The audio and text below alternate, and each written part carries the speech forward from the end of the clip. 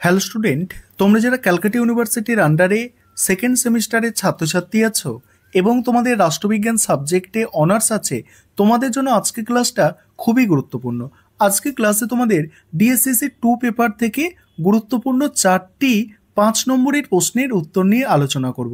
আর প্রত্যেকটা প্রশ্ন মডিউল 1 থেকে থাকছে। আর তোমরা যারা ইংলিশ ভার্সনের স্টুডেন্ট আছো, তোমরাও আজকের ক্লাসটা দেখে নাও, কারণ তোমরা প্রশ্নের উত্তরগুলো ইংলিশেও পেয়ে যাবে। প্রথম প্রশ্ন কি আছে দেখো, প্রথম প্রশ্ন আছে ভারতীয় সংবিধানে উল্লেখিত ধর্মীয় স্বাধীনতার অধিকারটি আলোচনা করো। দেখো, তোমাদের 5 মার্কসের জন্য 100 ওয়ার্ড লিমিট হচ্ছে, 100 ওয়ার্ডস। এর বেশি যদি খুব বেশি হয়ে যায় 100 থেকে 120 ওয়ার্ড লিখছো, ঠিক আছে। তবে অতিরিক্ত খুব বেশি লিখলে নম্বর কিন্তু অনেক কম পাবে। তাই এই ওয়ার্ড লিমিটটা একটু তোমরা মেনটেন করার চেষ্টা করবে। কিভাবে লিখবে গুছিয়ে তোমরা একটা ধারণা পাবে, দেখে নাও প্রশ্নের উত্তরগুলো। প্রথম প্রশ্ন যেমন আছে, ভারতীয় সংবিধানে উল্লেখিত ধর্মীয় স্বাধীনতার অধিকারটি আলোচনা করো। অ্যান্সারটা দেখো, ভারতের সংবিধানে ধর্মীয় স্বাধীনতার উপর গুরুত্ব আরোপ করা হয়েছে। 1976 সালে সংবিধান সংশোধনের মাধ্যমে ধর্মনিরপেক্ষতার নীতিকে স্বীকার করে নিয়ে ধর্মীয় স্বাধীনতাকে আরও বেশি উদার করা হয়েছে। এই নীতির প্রেক্ষাপটে সংখ্যালঘু ধর্মীয় মানুষরা যাতে ধর্মীয় স্বাধীনতা অধিকার ভোগ করতে পারে, তার জন্য সংবিধানের 25 থেকে 28 নম্বর ধারায় ধর্মীয় স্বাধীনতার অধিকার বিশদভাবে উল্লেখিত হয়েছে। 25 নম্বর ধারায় বলা হয়েছে, প্রত্যেক ব্যক্তি স্বাধীনভাবে ধর্মচারণ এবং ধর্মীয় অনুশাসন অনুযায়ী বাহ্যিক আচার অনুষ্ঠান করতে পারবে। 26 নম্বর ধারায় বলা হয়েছে, প্রতিটি ধর্মীয় সম্প্রদায়ের মানুষ নিজের ধর্ম প্রচারের উদ্দেশ্যে প্রতিষ্ঠান গড়তে এবং তাদের জন্য সম্পত্তি রাখতে পারবে। 27 নম্বর ধারায় বলা হয়েছে, কোনো বিশেষ ধর্মের প্রসারের জন্য কোনো ব্যক্তিকে তার ইচ্ছার বিরুদ্ধে কর দিতে বাধ্য করা যাবে না। 28 নম্বর ধারায় বলা হয়েছে, সরকারি শিক্ষা প্রতিষ্ঠানে কোনো ধর্ম বিষয়ে শিক্ষা দেওয়া যাবে না। সরকার স্বীকৃত বা সাহায্যপ্রাপ্ত শিক্ষা প্রতিষ্ঠানে শিক্ষার্থী অভিভাবকদের অনুমতি না নিয়ে ধর্ম শিক্ষা দেওয়া যাবে না। ধর্মীয় স্বাধীনতার অধিকার স্বীকৃত হলেও জনশৃঙ্খলা ও জনস্বার্থ এবং নীতিবোধের প্রয়োজনে ধর্মের অধিকারকে নিয়ন্ত্রণ করা যাবে। বর্তমানে ধর্মীয় স্বাধীনতার অধিকার কোনো কোনো ক্ষেত্রে বিঘ্নিত হচ্ছে, তথাপি আমাদের ধর্মনিরপেক্ষতার নীতি প্রশংসিত হচ্ছে। এবার দ্বিতীয় প্রশ্নের উত্তর এবং বাকি প্রশ্নের উত্তরগুলো নিয়ে আলোচনা করব। তার আগে একটা বিষয় তোমাদের বলার আছে, যে তোমাদের জন্য তো সেকেন্ড সেমিস্টারের অনলাইন কোচিং ক্লাস অলরেডি শুরু হয়ে গেছে। তোমরা যদি কেউ পেড ব্যাচে অ্যাডমিশন নিতে ইচ্ছুক থাকো, তাহলে নিচে যে নম্বরটা দেখতে পাচ্ছ, হোয়াটসঅ্যাপ নম্বর আছে না, ওই নম্বরে তোমরা যোগাযোগ করবে, যোগাযোগ করে তোমরা অ্যাডমিশন নিতে পারবে। আর আমাদের সপ্তাহে 3 দিন করে ক্লাস হয়। এই পলিটিক্যাল সায়েন্স অনার্স সাবজেক্টে তোমাদের দুটো পেপার আছে জানো, একটা ডিএসসিসি 2, একটা এসএসসি 2। এই দুটো পেপারই কিন্তু করিয়ে দেওয়া হয়। দেখো, দ্বিতীয় প্রশ্ন, ভারতের রাষ্ট্রপতির জরুরি ক্ষমতা সংক্রান্ত ধারাগুলি আলোচনা করো। অ্যান্সারটা কিভাবে গুছিয়ে লিখবে দেখো, শুধু যে ভারতের সংবিধানে রাষ্ট্রপতিকে বিশেষ জরুরি ক্ষমতা প্রদান করা হয়েছে, তিনি জাতীয় সংকটকালীন পরিস্থিতিতে প্রয়োগ করতে পারে। আর এই ক্ষমতাগুলি মূলত সংবিধানের 352, 56, 60 এতে আলোচিত হয়েছে। ধারা 352, 356, 360 এ আলোচিত হয়েছে। 352 নম্বর ধারা অনুযায়ী যুদ্ধ, বহিরাগত আক্রমণ অথবা সশস্ত্র বিদ্রোহের কারণে যদি জাতীয় জরুরি অবস্থা জারি করা প্রয়োজন হয়, তবে রাষ্ট্রপতি সেই জরুরি অবস্থা ঘোষণা করতে পারেন। আর এই সময় কেন্দ্রীয় সরকার অধিক ক্ষমতা লাভ করে এবং মৌলিক অধিকারের ওপর সীমাবদ্ধতা আরোপ করা যেতে পারে। মৌলিক অধিকার কটা আছে তোমাদের যদি জিজ্ঞাসা করা হয়, মৌলিক অধিকার কটা? 6টা মৌলিক অধিকার, ঠিক আছে। তারপরে কি হচ্ছে 356 নম্বর ধারা, এখানে কি বলা হচ্ছে, যদি কোনো রাজ্যে সংবিধান অনুযায়ী সরকার পরিচালনা সম্ভব না হয়, তবে রাষ্ট্রপতি সেই রাজ্যে রাষ্ট্রপতি শাসন জারি করতে পারে। একে রাষ্ট্রপতি শাসন বা প্রেসিডেন্ট রুল বলা হয়। তারপরে 360 নম্বর ধারা, সেখানে কি বলা হচ্ছে জেনে নাও। আর্থিক জরুরি অবস্থা ঘোষণা করা যেতে পারে যদি দেশের অর্থনৈতিক স্থিতিশীলতা বিপন্ন হয়। এই অবস্থায় রাষ্ট্রপতি অর্থনৈতিক বিষয়ে কেন্দ্রীয় সরকারের নিয়ন্ত্রণ আরোপ করতে পারে। আর এই জরুরি ক্ষমতাগুলি ভারতের গণতান্ত্রিক কাঠামোর মধ্যে রাষ্ট্রপতিকে বিশেষ ভূমিকা প্রদান করে, তবে এগুলি অপব্যবহার রোধে বিচার ব্যবস্থা এবং সংসদের ওপর নির্ভরযোগ্যতা রক্ষিত হয়। তারপরে দেখো এখানে কি বলছে, দেখো রক্ষিত হয়েছে। এবারে তিন নম্বর প্রশ্ন আজকে ক্লাসের দেখো কি প্রত্যেকটা ইম্পর্টেন্ট প্রশ্নটা কি ভারতের সংবিধানে উল্লেখিত সাম্যের অধিকারটি আলোচনা করো।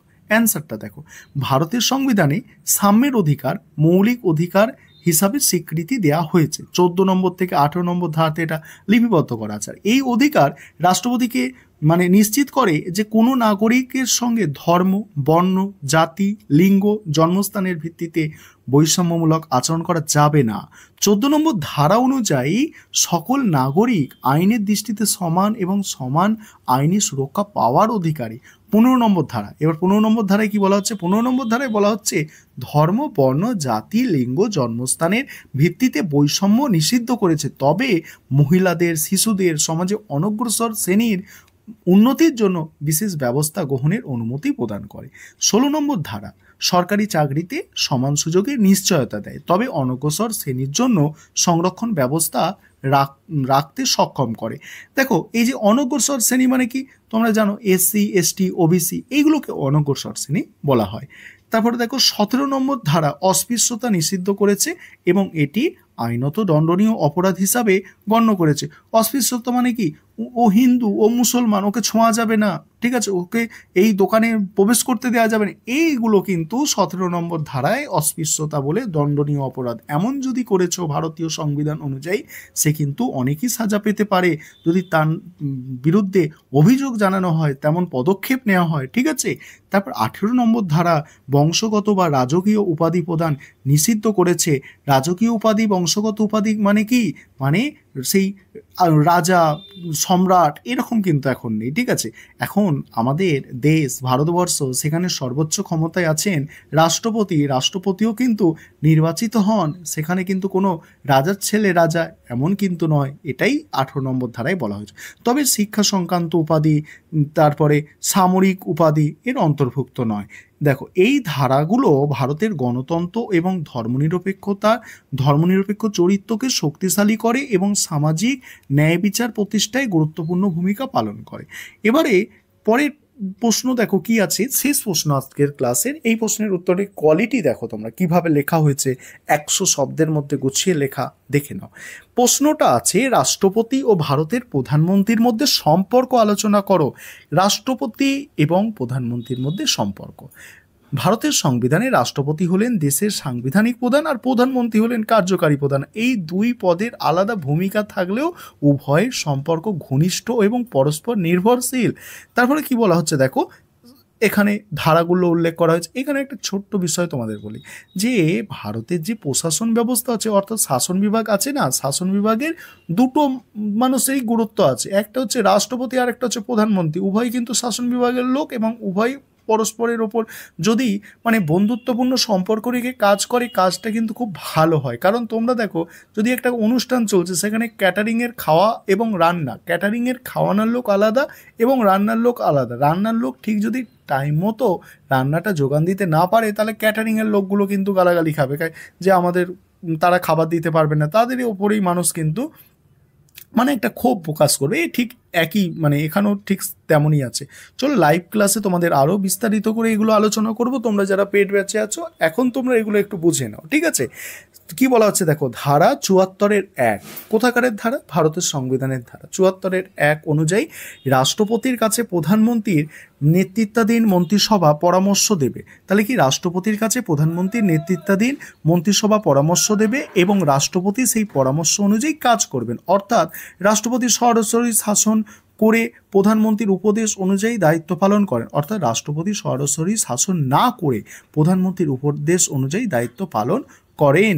তারপরে কি বলা হচ্ছে, প্রধানমন্ত্রী রাষ্ট্রপতির প্রতি দায়বদ্ধ থাকেন, কারণ তিনি রাষ্ট্রপতিকে সমস্ত প্রশাসনিক এবং আন্তর্জাতিক বিষয় নিয়মিত অবহিত রাখেন। আবার রাষ্ট্রপতি মন্ত্রিসভার সুপারিশের ভিত্তিতে সংসদের অধিবেশন আহ্বান, বিল অনুমোদন, জরুরি অবস্থা ঘোষণা ইত্যাদি কাজ করেন।